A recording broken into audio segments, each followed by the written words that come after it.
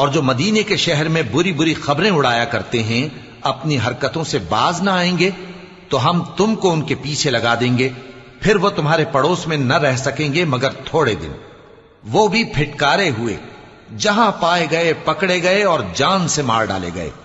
جو لوگ پہلے گزر چکے ہیں ان کے بارے میں بھی اللہ کی یہی عادت رہی ہے،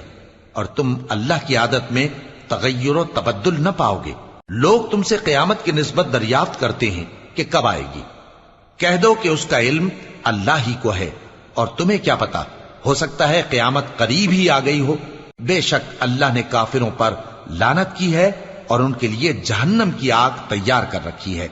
اس میں وہ ہمیشہ ہمیشہ رہیں گے، نہ کسی کو دوست پائیں گے اور نہ مددگار۔ جس دن ان کے چہرے آگ میں الٹ پلٹ کیے جائیں گے تو کہیں گے اے کاش ہم اللہ کی فرما برداری کرتے اور رسول صلی اللہ